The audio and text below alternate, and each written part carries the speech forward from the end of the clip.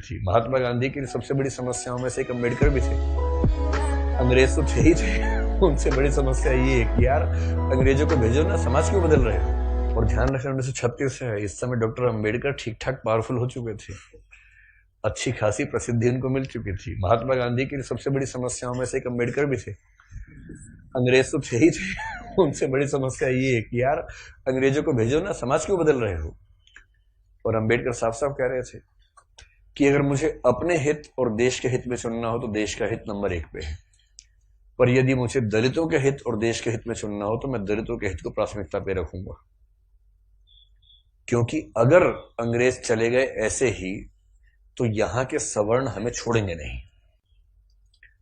और दलितों की पराधीनता अंग्रेजों के आने से पहले ज्यादा थी, अंग्रेजों की उपस्थिति के समय कम पराधीनता थी।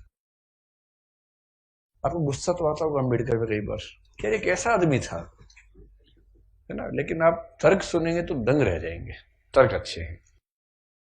और मजे की बात है कि भारत की संविधान सभा में अम्बेडकर जितनी पढ़ाई पूरी संविधान सभा में एक भी मेंबर ने नहीं कर रखी थी। केवल एक BN राव थे जो एडवाइजर थे, उनके पास ठीक ठाक पढ़ाई थी, उन्हें छोड़ दें, बाकी सब मिट्टी के मतलब पेंदे टाइप के थे, प्यादे थे उनके सामने। पढ़ाई लिखाई का जो लेवल अम्बेडकर साहब का है वो किसी का नहीं है।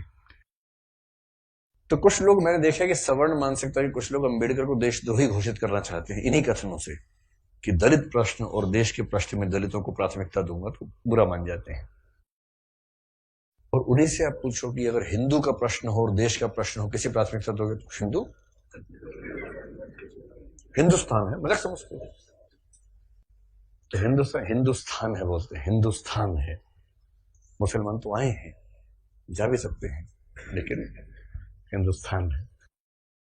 तो अंबेडकर उस समय पावरफुल हो चुके थे। और अंबेडकर को मैं तो बड़ा सलाम करता हूं इस सेंस में, आमतौर पर वंचित वर्ग में जब कोई पढ़ लिख लेता है ना, अपने वर्ग से कन्नी काट लेता है। रिजर्वेशन का सबसे बड़ा दुख ये है, रिजर्वेशन का सुख ये है कि वंचित वर्गों के लोग आने लगे हैं सत्ता में, और जैसे ही एक गांव से एक बच्चा, दलित बच्चा IAS बनता है ना, पूरा गांव IAS बन जाता है।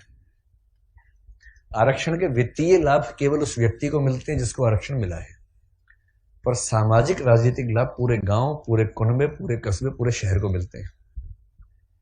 कि हमारे गांव का चंदू IAS बना है, और चंदू वर्ग में मान लीजिए SC या ST में आता है, उस दलित जाति के उस गांव के और आसपास के 100 गांव के सब व्यक्तियों के पास कॉन्फिडेंस आ जाता है। कुछ बिगड़ा, चंदू को फोन लगा दिया, चंदू बिटवा देखिए जरा। अब पुलिस वाले ने रोका, लाइसेंस के लिए, रुको रुको बात करवाते हैं, ऐसे करके कह रहे किसको फोन करो, चंदू को फोन करो। छोड़ दो कोई बात नहीं, आप जाओ, आप गाड़ी कैसे भी ले जाओ, सिर के ऊपर रख के ले जाओ, कोई बात नहीं, हम कुछ नहीं बोलेंगे। कॉन्फिडेंस लेवल बढ़ जाता है। एक रिजर्वेशन का फायदा ये होता है, आर्थिक फायदा नहीं होता, रिजर्वेशन आर्थिक मामला नहीं है, तो सामाजिक राजनीतिक समतलीकरण का मामला है, उसमें उसको देखना है। और अम्बेडकर ने, आजकल क्या होता है कि जो बच्चा IAS बनता है सबसे पहले कोशिश करता है कि उसकी जाति किसी को पता ना लगे कि वो रिजर्वेशन में है। और बहुत सारे लोग SC ST या OBC से रिजर्वेशन का लाभ लेकर अगर IAS बनते हैं तो कोशिश करते हैं कि शादी जैसे सवर्ण समाज में हो, क्योंकि IAS खुद एक जाति है, उस जाति में शादी कहीं भी हो सकती है, वहां जाति प्रथा बीच में नहीं आती है। ऐसे IPS भी एक जाति है जो IAS से नीचे की जाती है लेकिन ठीक ठाक जाती है, वो भी अपने आप में ठीक ठाक जाती है। जैसे IAS पति IPS पत्नी, लोग कहेंगे हाँ ठीक है, IPS पति IAS पत्नी, तो लोग कहते हैं अच्छा चलो कोई बात नहीं ठीक है इस तरह से मैनेज करते हैं, क्योंकि IPS नीची जाती है, IAS थोड़ी ऊंची जाती है, और IRS और बाकी सब तो बहुत ही नीची जाती हैं। और उसमें जो ग्रुप भी हैं वो तो शूद्र टाइप के माने जाएंगे कि ये तो बहुत ही नीचे के लोग हैं। बेशक UPSC ने सफलता दी हो, पर ये तो ये नहीं चलेंगे, इनके 10 नंबर कम आए से, इनको बाहर करो यहाँ से एक प्रकार की जाति व्यवस्था वहां भी है। तो दलित चेतना जो अम्बेडकर की वजह से, अम्बेडकर का सम्मान क्यों करना चाहिए कि वो इतना पढ़ने लिखने के बाद भी चाहते तो वो भी एक शानदार जिंदगी जी सकते थे, उनको मिल ही रही थी भाई। वो PCS ऑफिसर थे बड़ौदा में, मजाक छोड़ना है, नागपुर में शायद। और जब नागपुर में वो सिविल सेवक बनकर आए, फेलोशिप वहीं से मिली थी पढ़ने के लिए, जब वापस लौटे तो उनको PCS अधिकारी बनाया गया। तो उनको कहा कि आप यहां रहना शुरू कीजिए और काम संभाल लीजिए। अब ये अम्बेडकर के सामने सबसे बड़ी समस्या, अगर आप उनकी कभी आत्मकथा पढ़े, मैं कैसे बना, हिंदी अनुवाद उसका ये है, उसमें प्रसंग है कि नागपुर में रहना है उनको क्योंकि वो ऑफिसर हैं, उनको अपने रहने के लिए कमरा चाहिए या घर चाहिए, ढूंढ रहे हैं पूरे शहर में, कमरा ही नहीं मिल रहा। लोग पहले पूछते हैं जाति कौन सी है, वो बताते हैं कि महार जाति का हूं, तो भाई कमरा नहीं है हमारे पास, हम किसी दलित को कमरा देंगे ही नहीं अपना। ये 1920-30 के दौरान नागपुर शहर की बात है। फिर वो कह रहे कि कई कमरे खारिज होते गए। एक और घर में गए, एक कोई दूसरा ऑफिसर था, वो दिखा रहा था, दोस्त के रूप में हेल्प कर रहा था, तो वहां मालिक ने पूछा ही नहीं कौन सी जाति के हो, इन्होंने बताया भी नहीं, ढिंडोरा क्यों पिटेंगे, उससे पूछा नहीं, उन्होंने बताया नहीं, कमरा मिल गया, रहने लग गए।